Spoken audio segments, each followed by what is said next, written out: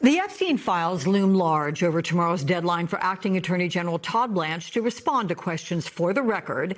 The Senate Judiciary Committee could vote on his nomination for Attorney General as early as July 30th, and he could go up for a vote in the wider Senate in the week of August 3rd. But Epstein survivors are lobbying senators to vote no on Blanche, more so after meeting with him Thursday, when he declined to offer any explanation for improper redactions in the Epstein files. These documents contain disturbing yet incomplete accounts of my abuse. They were available not only for the entire world to see, but my child, my students, my friends, my employers, my colleagues, and my family. It was humiliating. Worse, my FBI 302 exposed a Jane Doe who had fought for decades to conceal her identity. It's been absolutely devastating.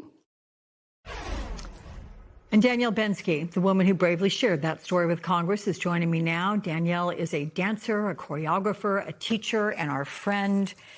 And Danielle, we all saw that moment and how difficult it must have been for you, but how important was it to power through that message, deliver it, and how do you think it was received?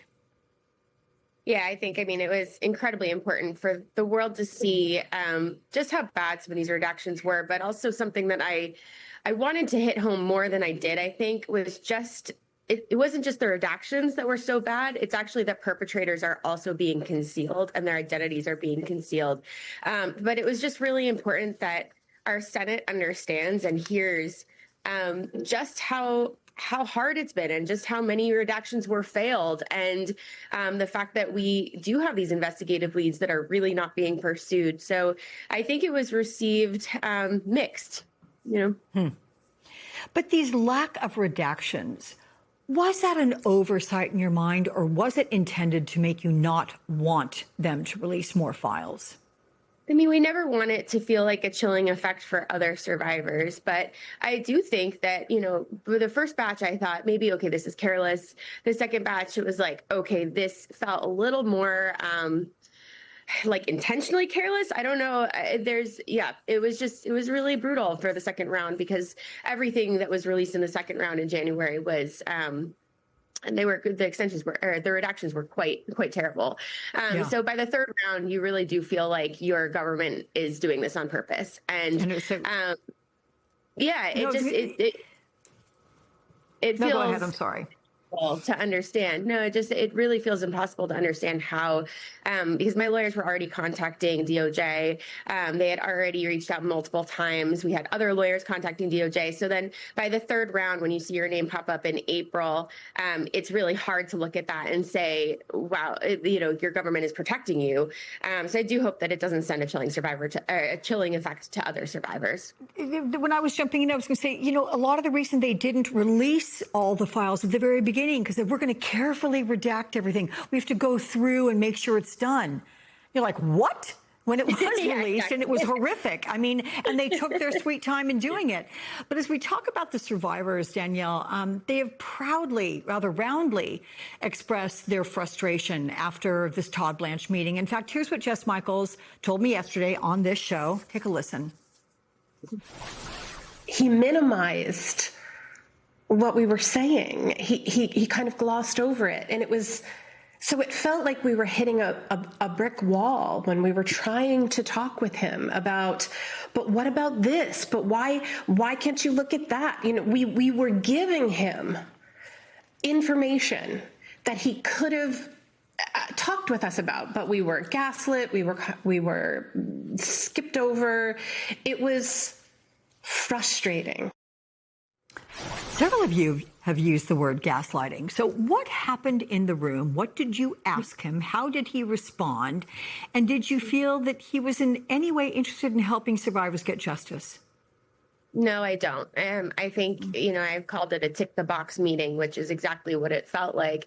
I think there were quite a few moments where he would engage us and then say, well, I never said those things, even though we've seen on media, we've seen the clips, it came directly from his mouth, something about that he never said that the files were mishandled. And literally I watched a news clip of it. So we would start to talk about that. And then he would want to argue about semantics, and he would want to like get in there and then be like, but I'm on your side. I'm here for you.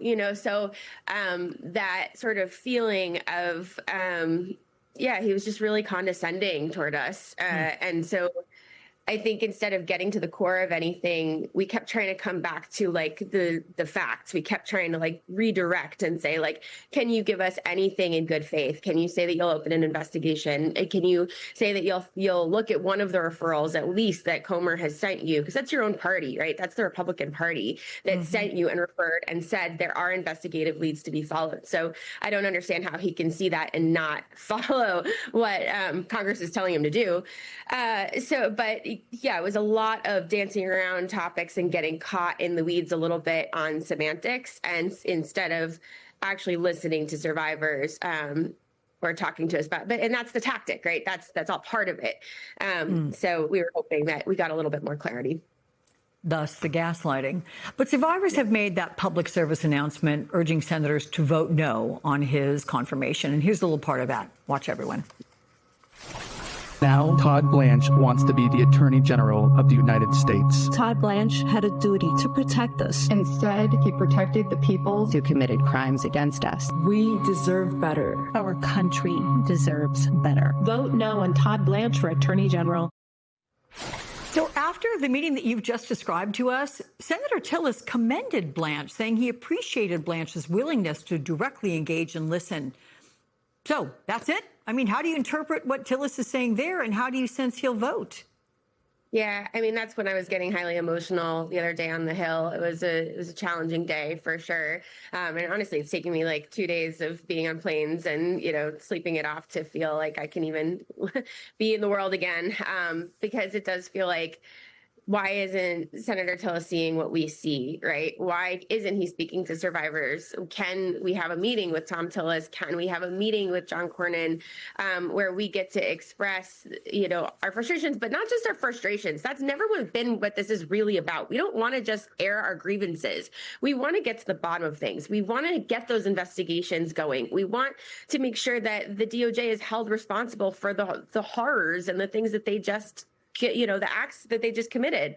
And so I'm hoping that we do get a chance to talk to John Cornyn and Thom Tillis and explain why it's important that, Todd Blanche was willing to listen to survivors, and that did not go well. And that meeting was really not any sort of meeting that anything was accomplished in. Sorry to hear that. But if you get a green light from either of the senators, give us a call, my friend, and we'll be following with you. Thank you. Will do.